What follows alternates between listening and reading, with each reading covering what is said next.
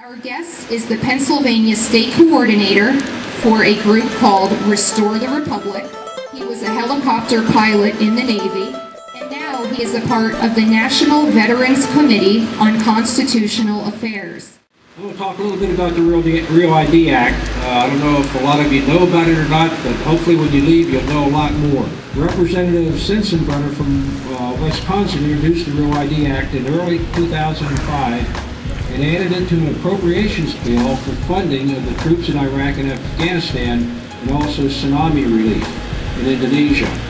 The act passed and the President signed it into law on the 11th of May of 2005. This is you can call it a trick or a concept that Congress is using anymore. If there's legislation that would normally not pass, they'll slip it into an appropriations bill because appropriations bills pass all the time.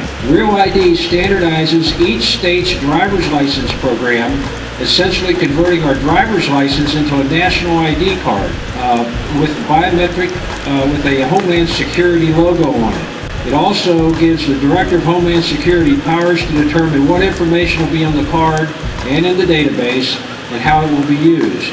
The initial use was to enter federal buildings, to enter a nuclear power plant, or to get on an airplane.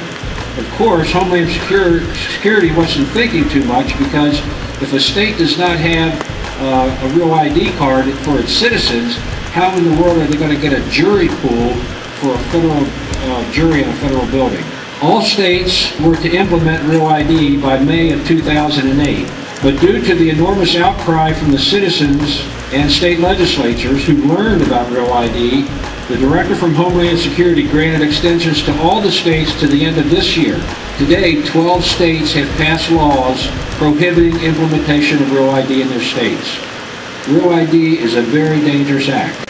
It is tied to the Security and Prosperity Partnership of North America. It's also known as the North American Union.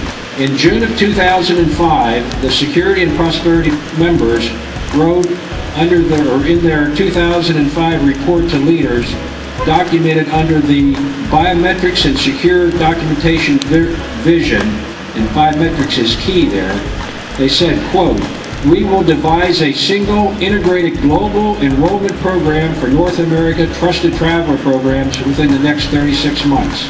Real ID is that integrated global enrollment program for the U.S., which was to be implemented by May of 2008. That would have met the 36-month criteria. Michael Chertoff, who was our former Homeland Security Director, was one of the co-signers on that report.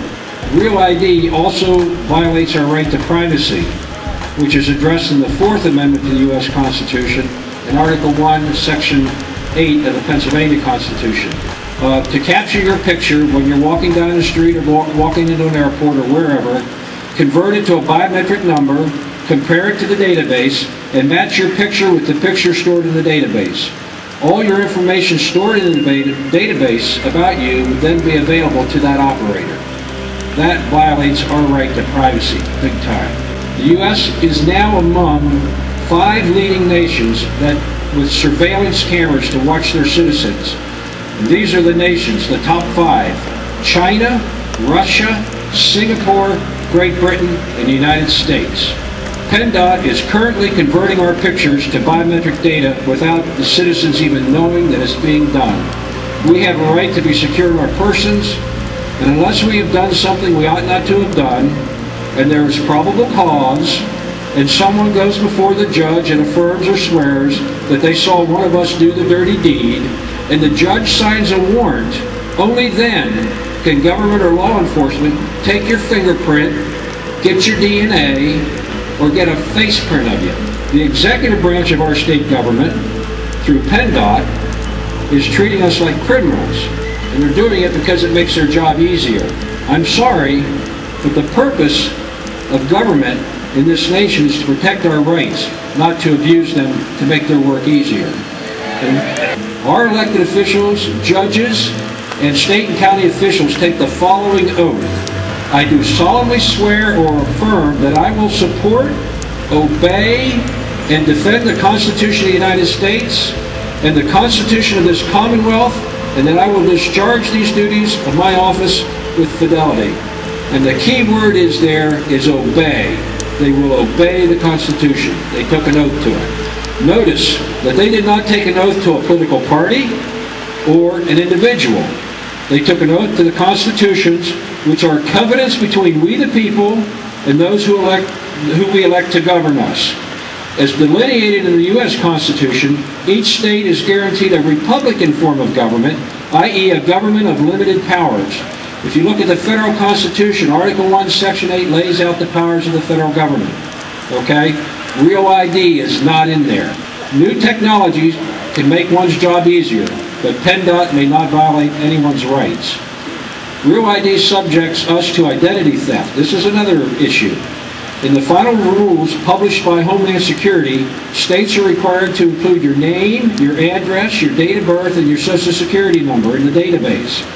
Because of the American Association of Motor Vehicle Administrators driver's license agreements, which our state has agreed to, our data will be shared with every other state, Mexico, and Canada.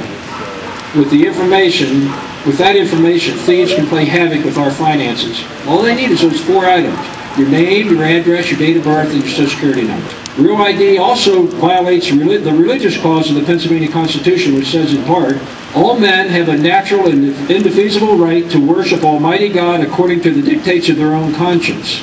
And no human authority can, in any case whatever, control or interfere with the rights of conscience. There are citizens in Pennsylvania who operate automobiles that do not want their picture taken and or do not want to participate in the Social Security program due to religious beliefs. When PennDOT will not issue a driver's license because you don't have a Social Security number for religious reasons, PennDOT violates your religious freedoms. PennDOT states that they want an officially written statement saying that you are not eligible for Social Security. That's absurd because everybody is eligible for Social Security. Some people choose not to participate. They should not have their right to drive taken away from them. Real ID was a result of 9/11 in that terrorists were able to obtain driver's licenses.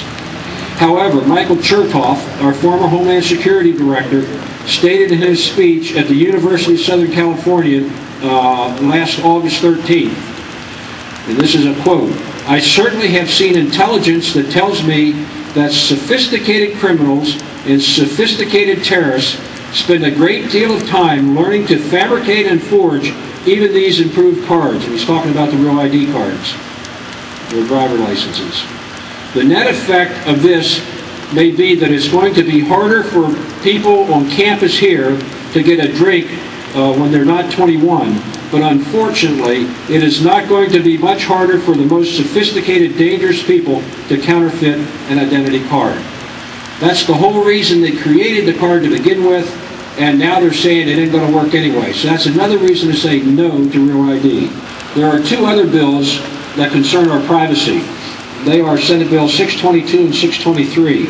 Senator Wozniak introduced 622, and it would ban business from collecting personal information from one's driver's license when being swiped to determine someone's age.